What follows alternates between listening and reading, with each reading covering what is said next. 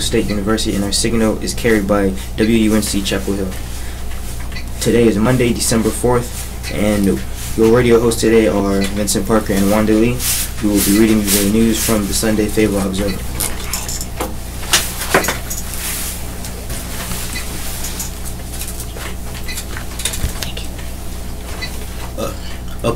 Applause. Samshuddin Jabbar of Fayetteville earned a bachelor's degree from Georgia State University in Atlanta during the 2017 summer semester.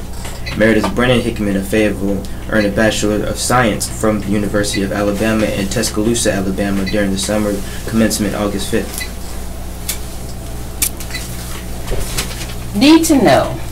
Spring Lake tree lighting. The Town of Spring Lake annual tree lighting ceremony is Monday at 6 p.m. beside the Town Hall. Enjoy songs of the season, hot cocoa, cookies, and visit with Santa. Dog tags will be available to decorate the tree and honor a special veteran. Holiday lights in the garden.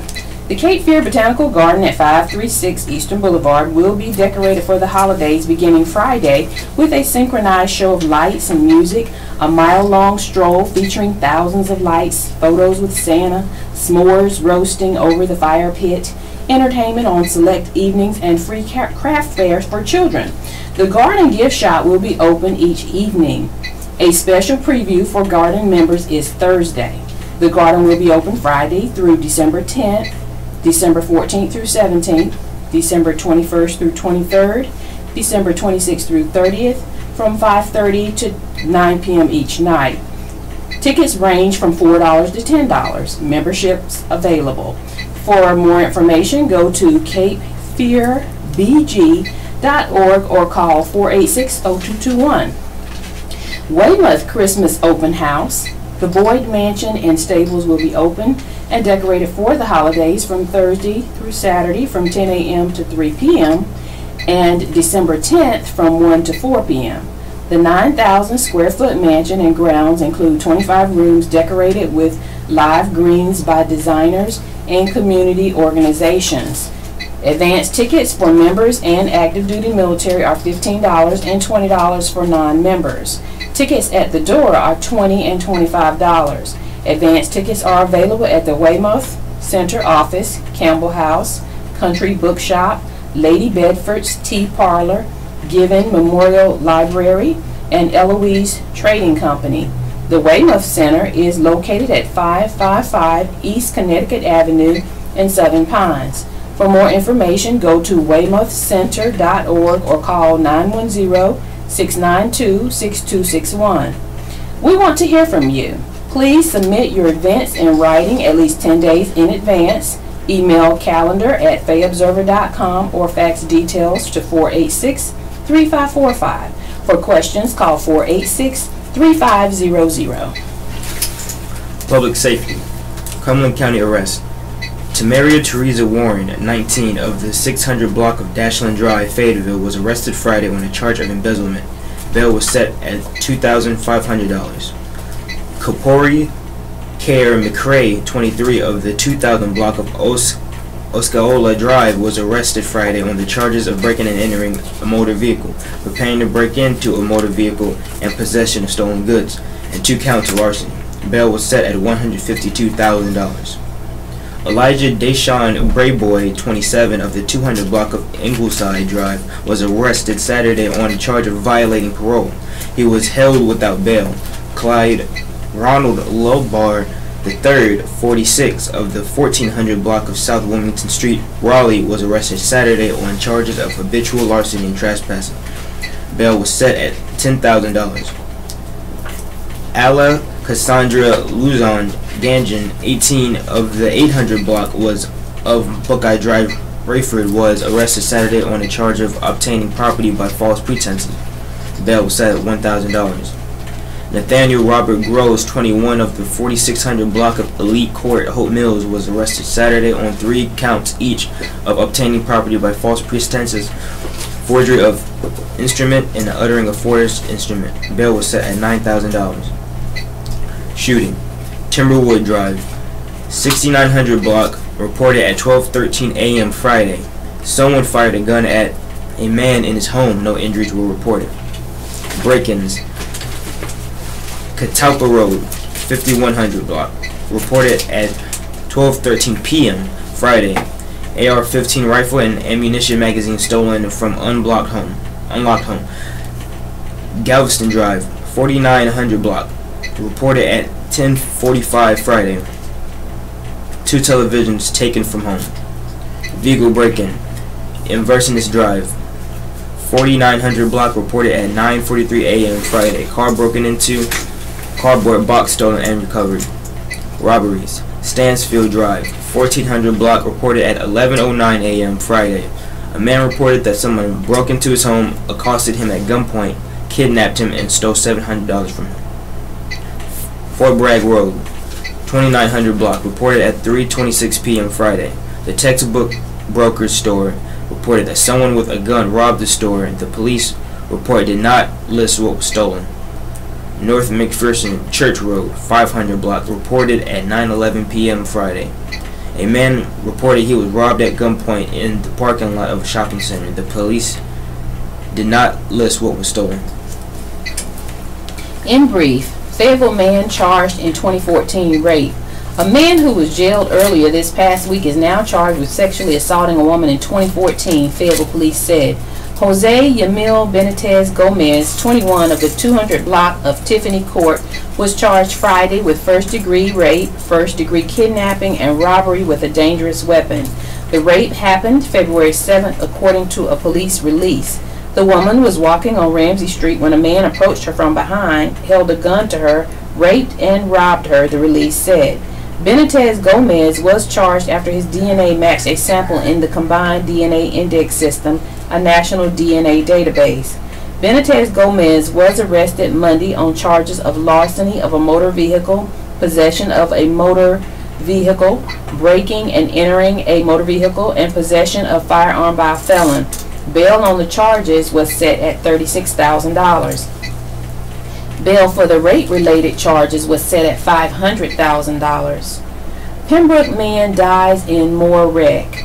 A 27-year-old man from Pembroke died in a single vehicle accident in Southern Pines early Saturday morning. Aaron Stephen Blue was killed when he crashed his car at a high rate of speed into a tree, the State Highway Patrol said. Blue in a Ford Focus sedan hit the tree about 1:30 a.m. after he ran off East Connecticut Avenue. No one else was in the car. The crash remains under investigation. Firefighters used special hydraulic-powered rescue tools to remove the roof and 2 of the doors to remove Blue's body from the car. East Connecticut Avenue was closed to traffic in both directions until about 3:30 a.m. when the roadway was cleared and reopened to traffic. Gas line cut on Lyndhurst Drive. The Fayetteville Fire Department on Saturday was summoned to the Lansdowne neighborhood after someone cut a natural gas line. No injuries or other damage were reported, the department said. The 3/4-inch line is on the 400 block of Lyndhurst Drive. This is off Cliffdale Road near Skybo Road. The fire department assisted with efforts to clamp the line to control the leak, a news release said. This week, community events. Christmas in the Park. Thursday, December 21st, 6 to 9 p.m., Arnett Park, 2165 Wilmington Highway. Stroll along a half-mile paved walking trail and enjoy sights and sounds of the season. Admission is $10 per family vehicle, $30 per commercial vehicle, or $75 per bus motor coach. Cash only. Photos with Santa, kids crafts, marshmallow roasting, train rides available for purchase. Food vendors on site. 433-1547 or 306-7325 for inclement weather. Rooster's Wife at the Cameo. Thursday, 7 p.m. at Cameo Art House Theater, 225 Hay Street. St. Anthony DeCosta and Kimber Ludecker perform. 486-6633. December 8th and 10th, then off again. Behold. Thursday, December 9th, 7 p.m., Holy Trinity Episcopal Church, 1601 Rayford Road. Sweet Tea Shakespeare presents a folk Christmas cantata.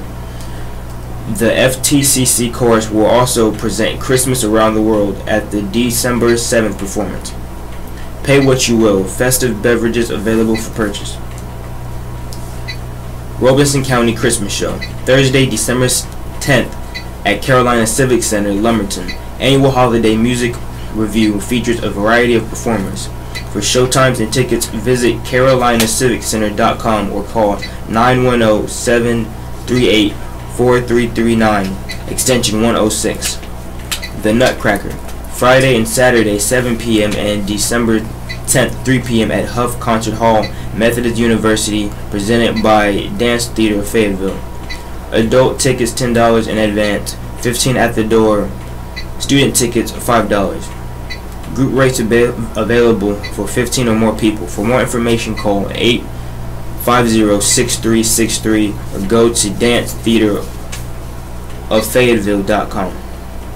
Over there, the Fayetteville Area Transportation and Local History Museum, 325 Franklin Street. Over there marks the centennial of the United States entry into World War I. Displays examine both the war effort and the home front. Admission is free. Museum hours are Tuesday through Saturday from 10 a.m. to 4 p.m. The exhibit continues through 2018. 433-1944. Clash of the Carriers through February 4th at the Airborne and Special Operations Museum, on loan from the Australian National Maritime Museum. Clash of the Carriers. The Battle of the Coral Sea highlights 4 days in May 1942 that changed the naval warfare forever. Video content includes interviews with American and Australian veterans of the battle. Free. For more community events, nightlife, and other things to do, go to FayettevilleObserver.com/weekender. Driver pleads guilty in pedestrian's case. A former Fayetteville woman pleaded guilty Friday to misdemeanor death by motor vehicle for killing a pedestrian on Owen Drive 2 years ago. A police report says that shortly before 6 a.m. on October 29, 2015, Ashley Nicole Barnett drove across Owen Drive and started heading in the wrong direction near the Briarwood apartment complex. When she tried to get back onto the right side of the road, she crossed a concrete median where 50-year-old Mary Ann Brown was walking, the report said. Brown, who lived in Briarwood, was walking to a bus stop to catch a ride to her job, her uncle Louis McCoy said this week. Brown died several weeks later, her obituary says. She was 50. Cumberland County District Court Judge Tal Baggett sentenced 22-year-old Barnett to 100 hours of community service and a year of unsupervised probation, prosecutor Rebecca All said. She also had to pay a $250 fine plus $190 in court costs. Barnett has moved to Catawba County. All said Barnett previously pleaded responsible for a lane violation infraction in the incident. Brown's family would have liked a more severe punishment, McCoy said. We're dealing with it, trying to deal with it, with the help of the Lord, McCoy said. I don't know about these legal things. It should have been in some other court other than traffic court. Man gets prison on dog fighting charges. A Fayetteville man was among 6 people sentenced in federal court this past week on illegal dog fighting charges in the Onslow County area.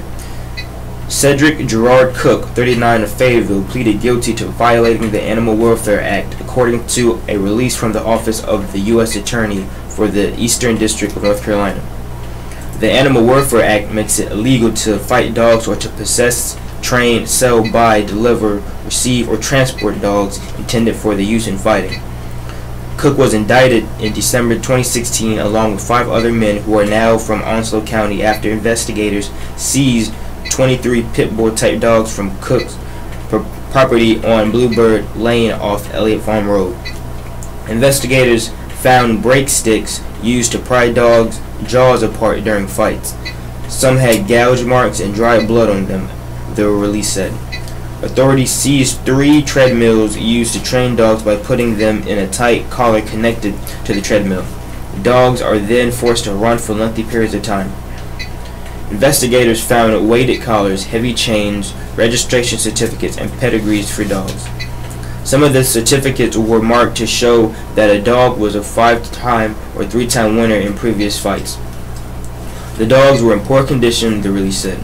Some had scars, healing wounds consistent with dog fighting. A few dogs had dental fractures with exposed pulp, which caused severe pain, the release said. One dog was missing a full portion of his cheek, which is a common wound obtained during fights when the dog's tooth punctures the other's cheek. Another dog had a puncture wound that appeared to be infected, as well as healing scab in the nose and leg. Cook was sentenced to 45 months in prison and ordered to pay a $5,000 fine. Upon his release, Cook will be under supervision for 3 years. Statewide ale operation nets 21 arrests here. Agents with the Alcohol Law Enforcement Branch of the State Bureau of Investigation arrested more than 150 people overnight Friday on charges of illegal alcohol and drug following a statewide crackdown. Last night and this morning we're doing a special operation addressing violence at places that sell alcohol in the state of North Carolina, said Ale Agent Brian House. In Fayetteville, agents arrested 21 people on 47 charges, according to an Ale news release, including 15 alcohol charges, 21 drug charges, and 8 felony charges. 1 gun was seized. The Pool Palace at 3118 Bragg Boulevard was one of the places targeted in the operation. House said agencies helping Ale with the raid in Fayetteville included the Cumberland County ABC, troopers with the North Carolina Highway Patrol, and agents with the Bureau of Alcohol, Tobacco, Firearms, and Explosives. I would say it's been a very successful night, House said. Statewide, agents arrested 158 people on 297 charges, the release said, including 101 alcohol-related charges, 97 drug-related charges, and 28 felonies. The violations could result in fines, suspensions, or revocations of ABC permits, the release said.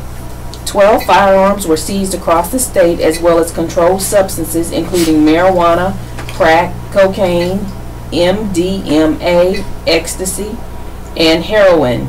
Non-tax-paid spirituous liquor and 1 vehicle also were seized, and 4 search warrants were executed, the release said.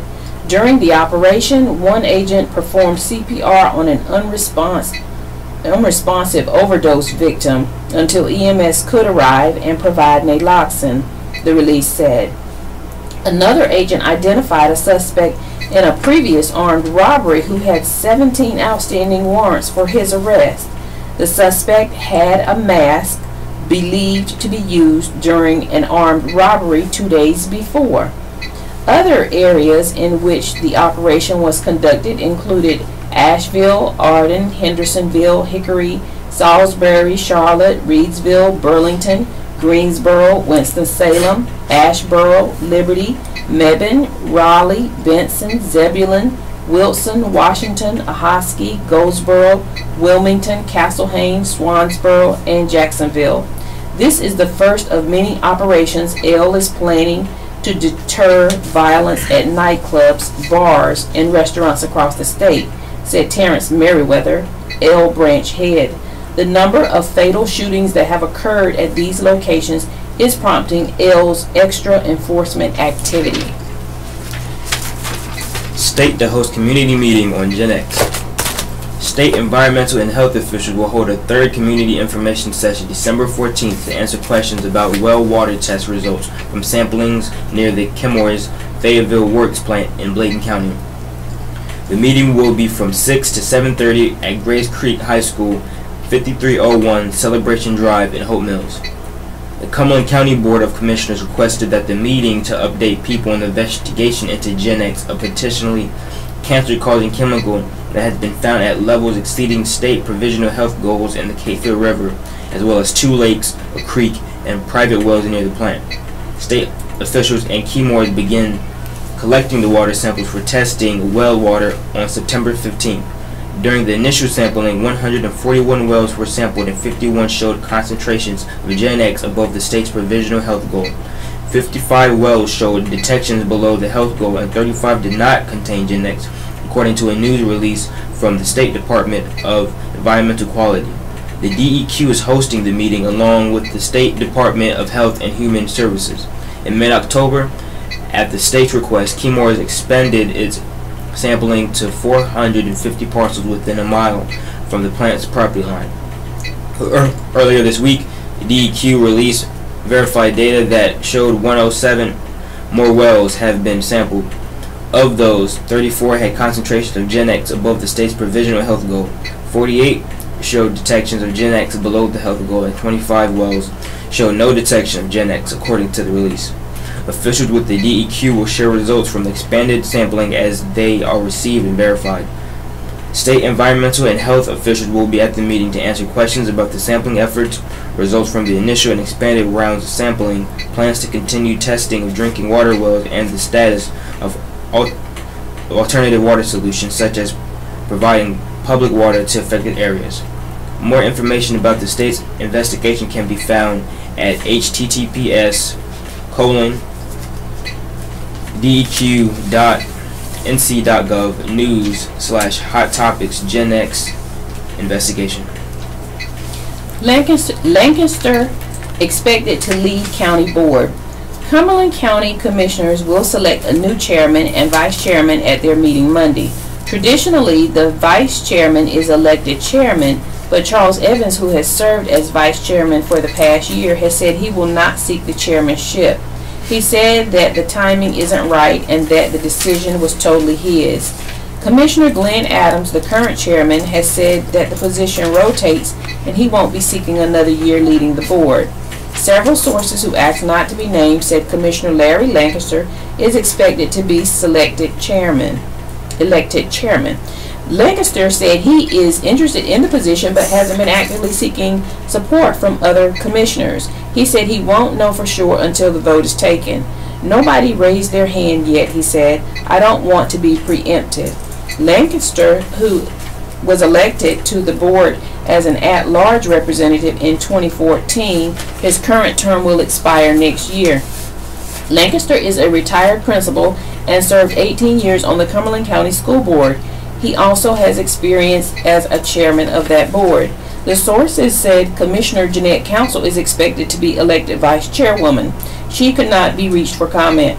Commissioners also are expected to discuss a potential consolidating of the county's 911 dispatch operations with Fayetteville. City and county officials have expressed interest in a joint 911 center, but the sides have disagreed over which government should run it and how much each would pay for it.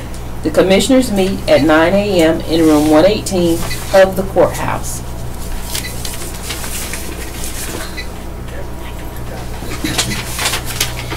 This is the Southeastern North Carolina Radio Reading Service, a United Way partner agency. We broadcast from the campus of Fayetteville State University, and our signal is carried by WUNC Chapel Hill.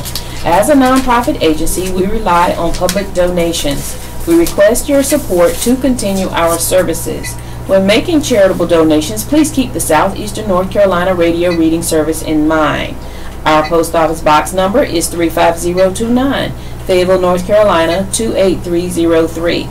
If you have any questions or comments, please call us at 910-672-1600 or our toll-free number 1-844-709-5656.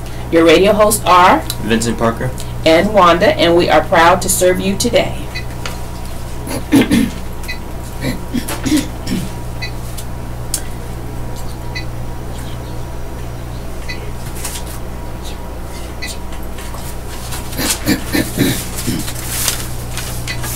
Chuck Romans embodied the Christmas spirit.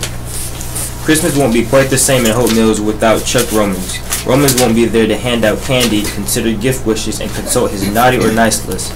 Romans, who portrayed Santa Claus for several years in the Hope Mills Christmas parade, breakfast with Santa party, and other town events, died November 10th at age 64.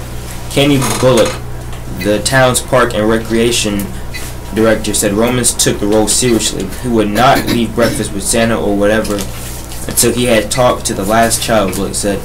They would give him their little list, but he never promised them anything. He would say he would see what Santa would do. Romans was an Army veteran who came to Fayetteville from his native Kentucky about 26 years ago, said his wife Cindy. A natural athlete, Romans enjoyed fishing and bled blue for his beloved University of Kentucky Wildcats, Cindy Romans said.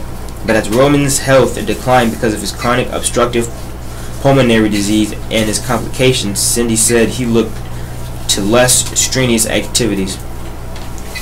One day several years ago, Cindy said Romans came home with a cheap Santa costume he had found at a party supply store. I said, "If you're serious about it, we'll go and get you a good Santa outfit," she said. Romans played Santa at Fire Ants hockey games, Falcons children's home events, and church parties. Cindy Roman said, she said it was just a part of his giving nature. Chuck had a real big heart, Cindy said. He just wanted to be able to spread joy. 5 or 6 years ago, Bullock and Romans approached him about playing Santa at a town Christmas event. The town's Christmas parade and breakfast with Santa have been popular events for years, with hundreds of children and parents showing up to share in the holiday spirit. Bullock said Romans was a big part of the festivities in recent years, and with his white beard and blooming laugh, he even looked and sounded the part. He made my job easier, Bullock said. He brought the Christmas spirit. Romans would bring candy to hand out to children. Cindy Romans said she and her husband would hit the stores the day after Halloween and buy as much as $500 of candy to give out. The Romans would also adopt needy families at Christmas, giving them food and presents to make the holiday more enjoyable. With his health in decline, Romans was unable to play Santa Claus last year. Bullock said Romans took it hard.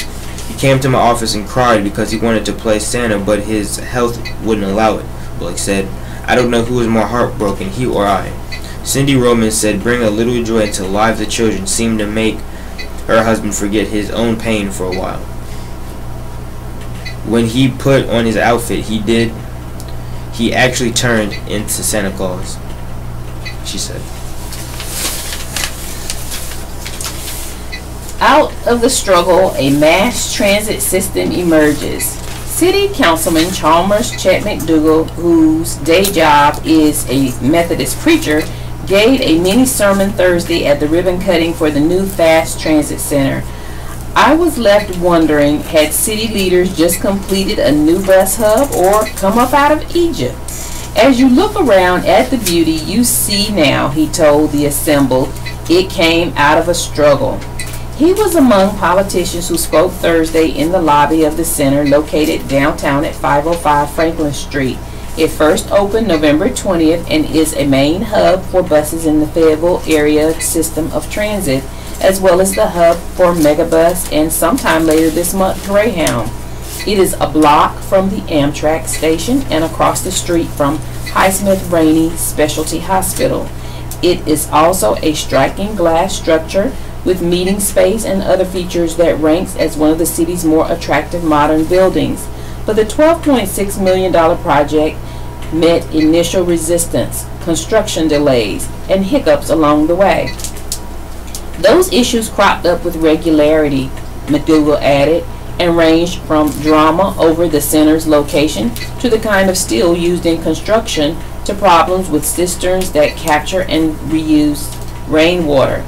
I say to you today that out of the struggle, we have this beautiful multimodal transit center here in Fayetteville, he said to the applause as his voice rose. Preach on, Councilman Bill Crisp said from the front row to laughter.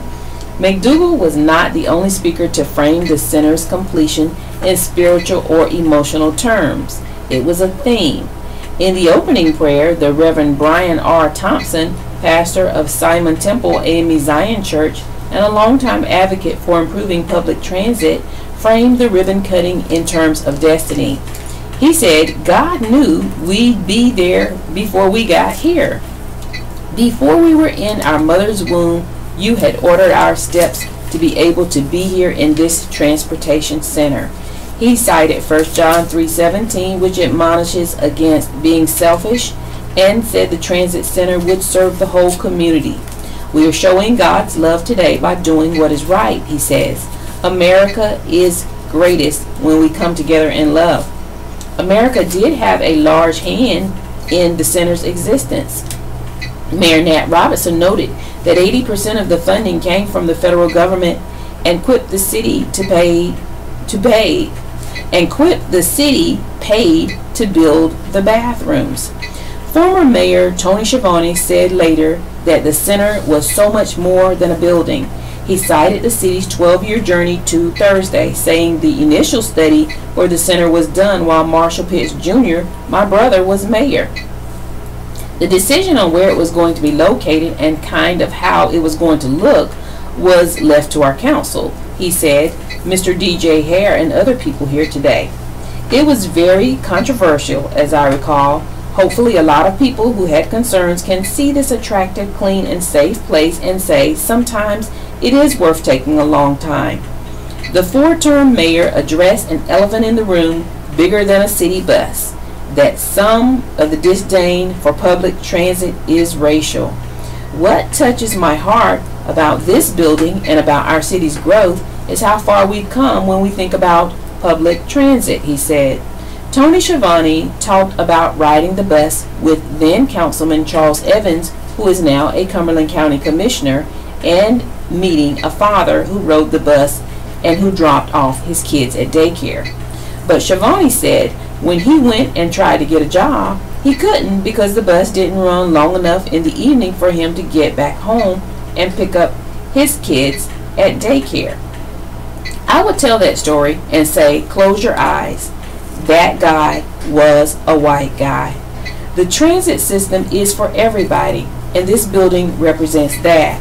It also represents a struggle that was well worth it. Columnist Myron B. Pitts can be reached at mpitts@fayettevilleobserver.com or 910-486-3559. Man charged with hiding death of missing girl. Jacksonville. The body of a missing 3-year-old girl was found in the creek less than a day after her mother's boyfriend was charged with hiding her body after knowing she didn't die of natural causes, authorities said. Investigators continue to stay tight-lipped about what happened to Mariah Woods, but they left little doubt Earl Kimmery knew how she died and was trying to cover it up. He was charged late Friday with concealing of death. It was too late to save Mariah the moment the 911 call came in. FBI agent Stanley Meter said of the call the girl's mother made Monday to report her missing. The arrest warrants are public record, and the records speak for themselves. We will not discuss any details related to the homicide investigation. Kimmery removed the girl's body from the place where she died, and he knew her death was not natural, according to those arrest warrants. 16 hours after announcing Kimmery's arrest, Onslow County Sheriff Hans Miller said the girl's body was found by dive teams around 5:30 p.m. Saturday. The body was in a creek in Pender County, about 25 miles from the home Mariah shared with Kimmery in Jacksonville, FBI spokeswoman Shelley Lynch said in a statement, from few other details. The medical examiner still needs to identify the body, but investigators are confident in it. It is Mariah, Lynch said. Miller refused to release other details at a news conference. Mariah's mother said she last saw her daughter when she put her to bed Sunday night. Christy Woods made tearful pleas for her daughter's return. "This is my world. This is my angel," she said. Kimmery, 32, is also charged with obstruction of justice, second-degree burglary, felony larceny, and possession of stolen property. Prosecutors after reviewing whether additional charges should be filed. The statement did not indicate whether Kimmery had a lawyer or if anyone else could also be charged. Mariah's father, who has been involved in a custody dispute with her mother, has criticized her version of events. "Someone just walked up there, grabbed the 3-year-old out of the bed, and she didn't cry, she didn't scream," Woods told WCTI-TV in New Bern earlier in the week. "Nobody heard anything. 4 people in the house, 2 adults and 2 kids. Someone just comes up and snatches the baby and walks out." Fort Bragg paratroopers earn foreign jump wings. After safely landing from an airborne operation over Sicily drop zone, American paratroopers marched in formation, waiting for the next command from their Dutch jump master.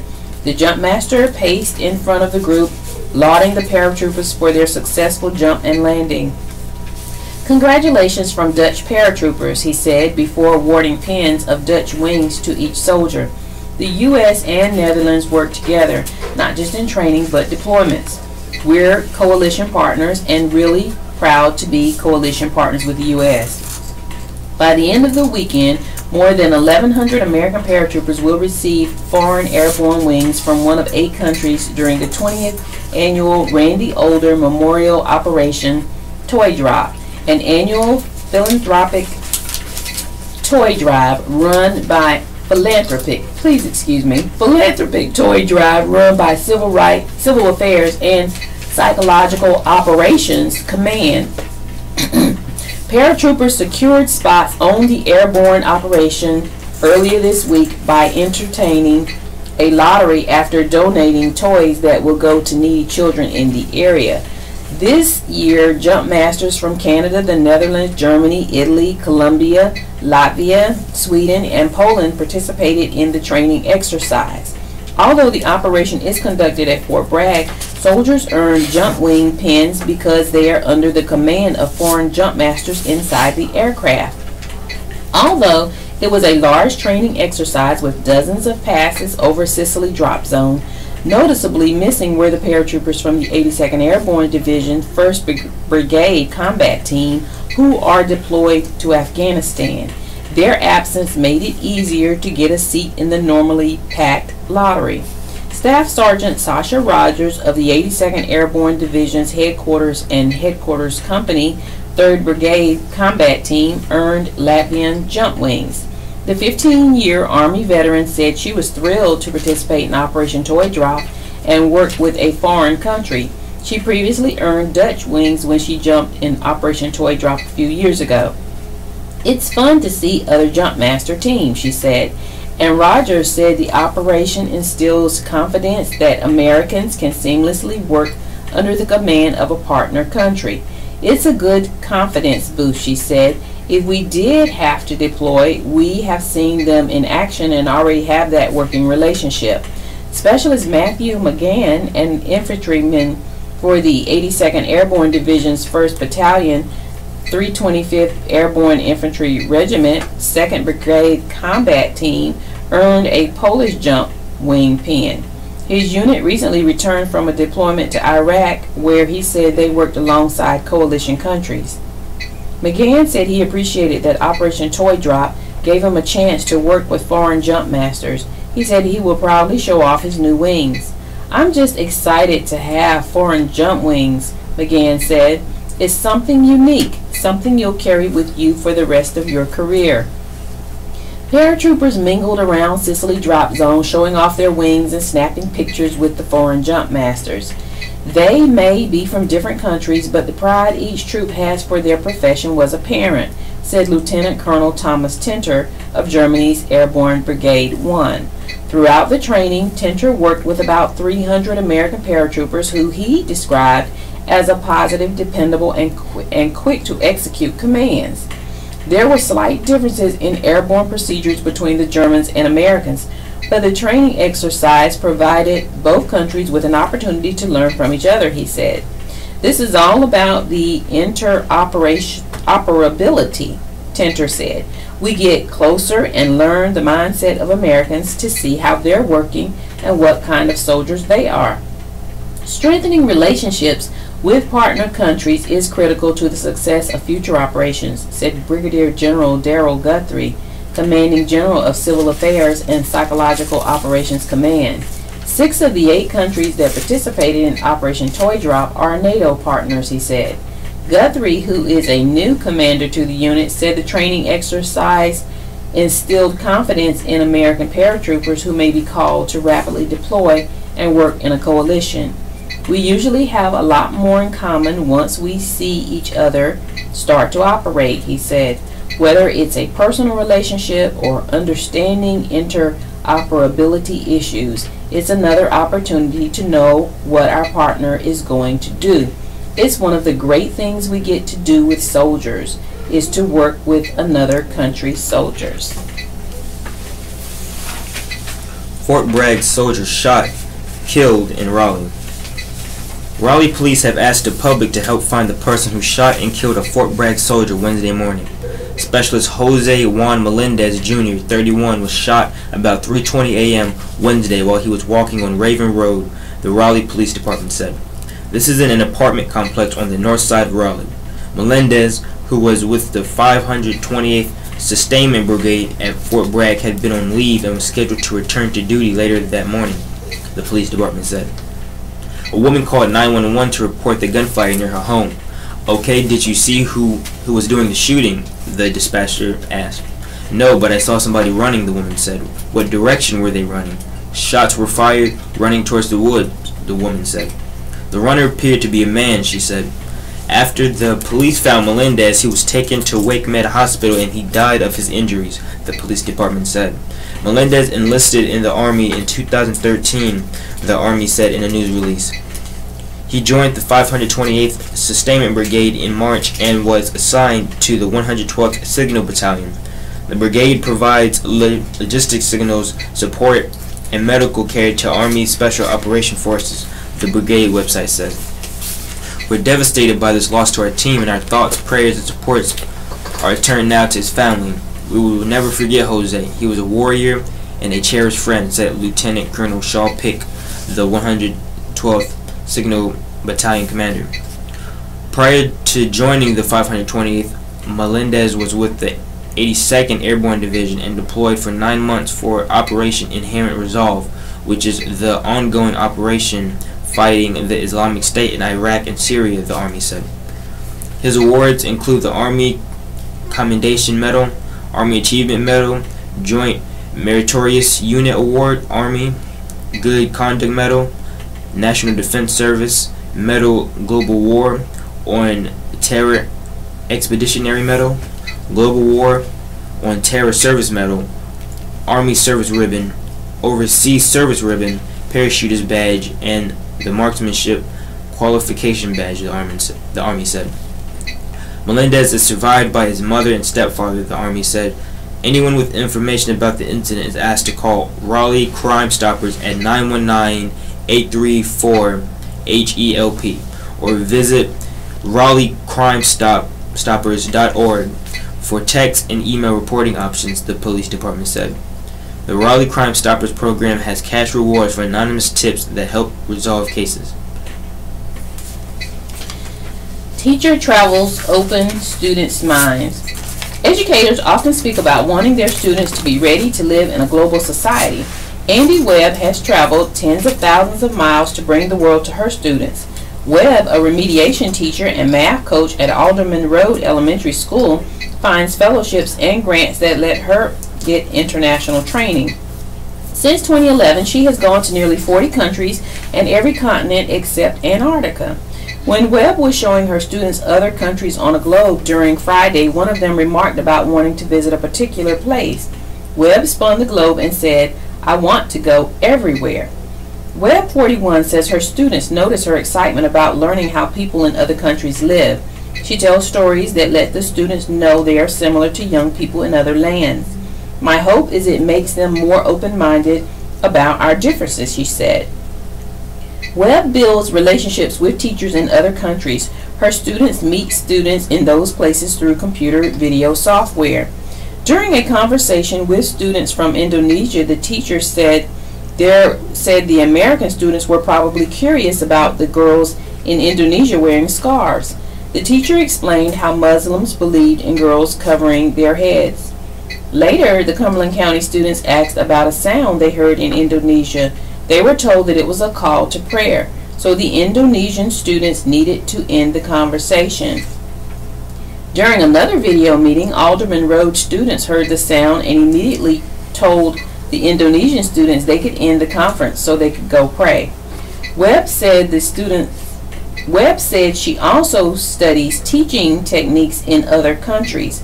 "I want to learn if there's anything we can take from them to make our schools better," she said. Webb, who is from Hope Mills and a graduate of Southview High School, uses a method called Singapore Math to teach her students. During a trip to that country as a Fulbright Fellow this year, she found out that teachers there were not aware that their way of teaching had been formalized in that way. Webb says she thinks it is valuable for students if teachers are willing to expand their learning to other cultures. "This might sound cliche-ish, but this is what I truly believe," she said.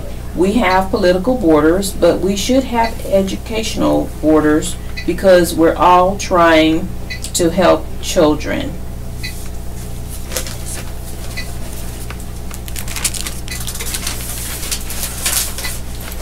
Opinion.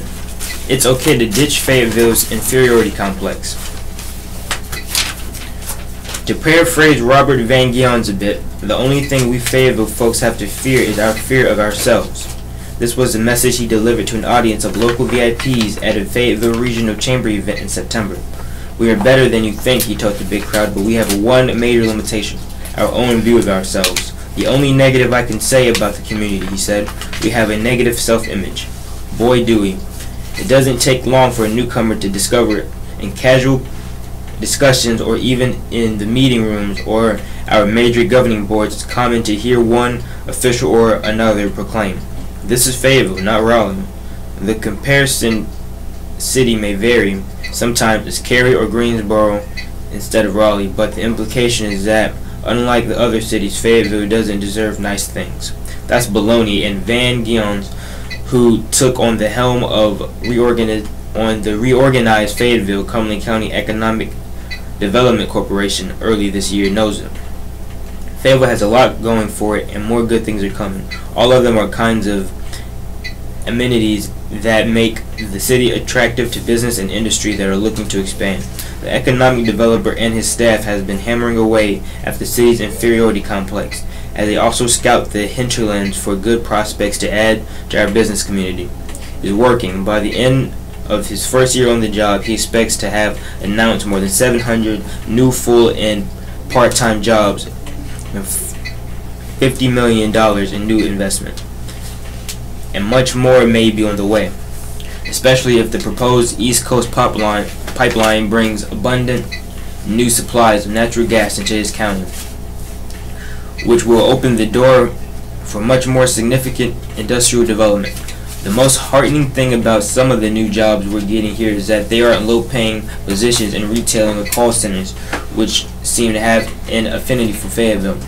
Advanced Computer Learning announced in October that it's adding 75 jobs paying an average of more than $58,000 a year, and the defense contractor K3 Enterprises is expecting to hire 32 more employees at the average annual salary of $91,000 per year. Those two expansions alone are adding $7.2 million a year to Fayetteville's economy, and that's not counting the multiplier effect, as that money ripples through the city's economy, likely creating new service industry jobs. It's getting easier to attract those good-paying high-tech jobs now because of the many changes in the city over the past few years. Fayetteville has made good progress in cutting our crime rate, especially once sky-high property crime.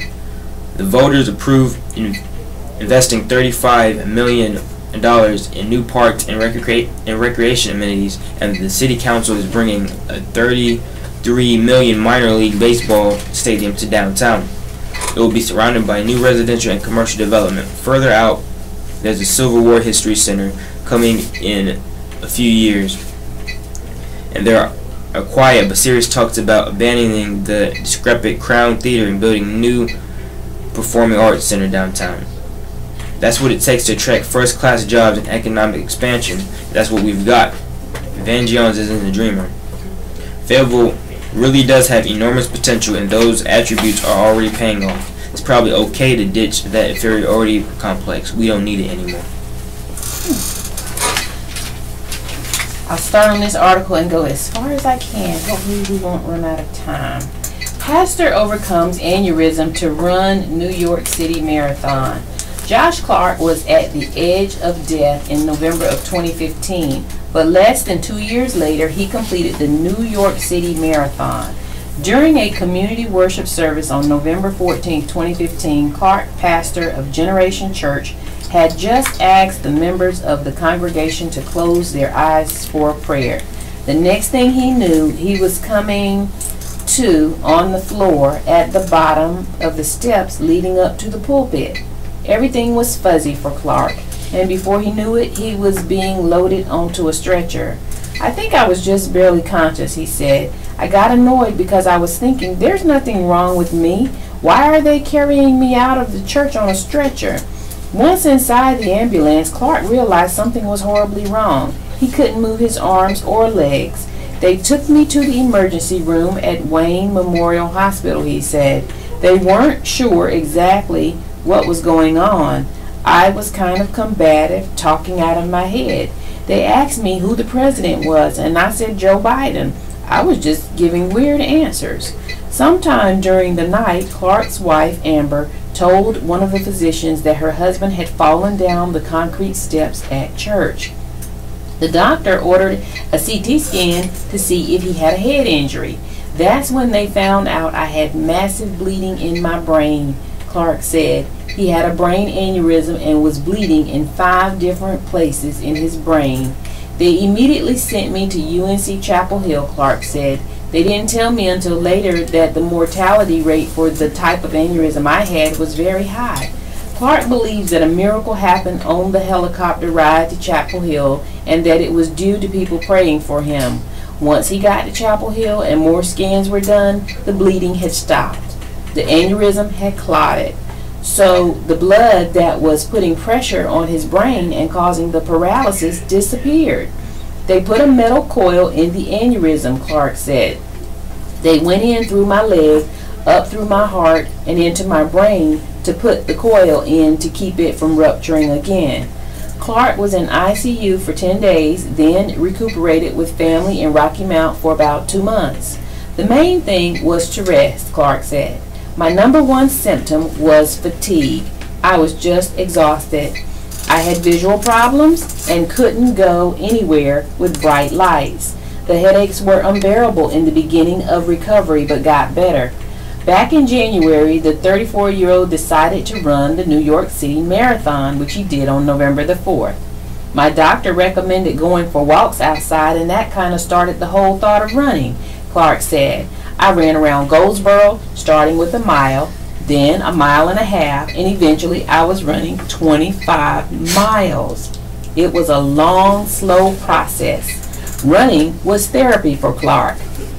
It's been really good for my peace of mind, he said. I work out problems in my head while running. Sometimes I pray. Sometimes I think about work and family things. Sometimes I don't think at all.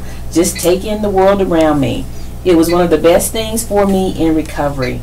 When Clark first mentioned to his wife that he wanted to run the New York City Marathon, she asked if he didn't want to start with a 5K or something shorter.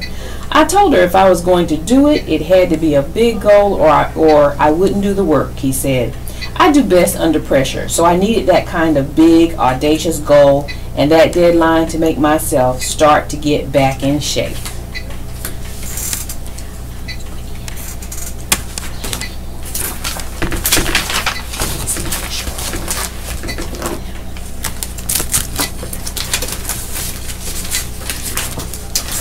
Letter to the editor.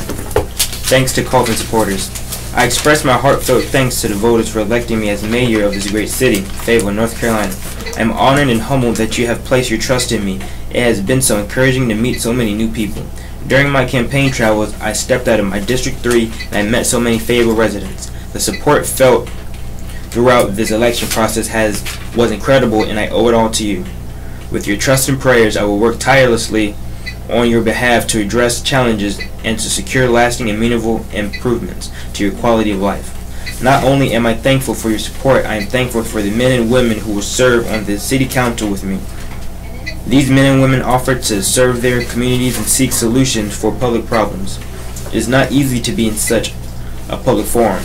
They have my gratitude as well. Again, I thank you for the opportunity to serve you as mayor of this great city, Fayetteville, North Carolina. Mitch Colvin, Fayetteville. Okay, either we're reading fast or time is going slow. Let me try to do another one. Assistance available for qualified heating needs.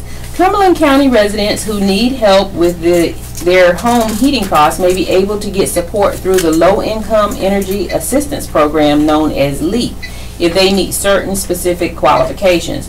The Salvation Army is accepting LEAP applications Monday through Friday, 8 a.m. to 4:30 p.m. at the new Salvation Army office at 301 Dick Street.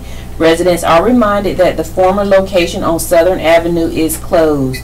The federally funded program provides a one-time vendor payment directly to the utility company to help eligible households pay their heating bills during cold weather months. Household income must not exceed 130% of the poverty level. All interested households must apply for LEAP. There are no automatic approvals. During December, only households with a person aged 60 and older or a disabled individual receiving services through the Division of Aging and Adult Services can apply. These priority applications will be accepted through December 31st or until funds are exhausted.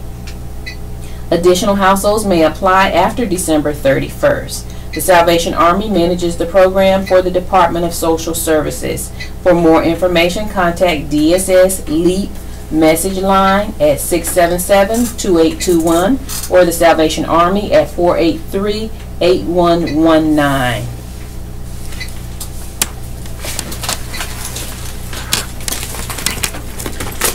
This concludes our reading of the Sunday Fayetteville Observer.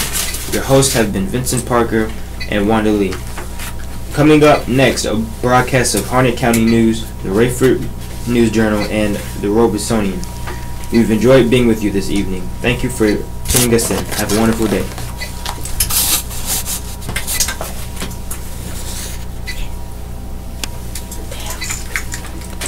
Nice to meet you. Nice to meet you. Are you ready for?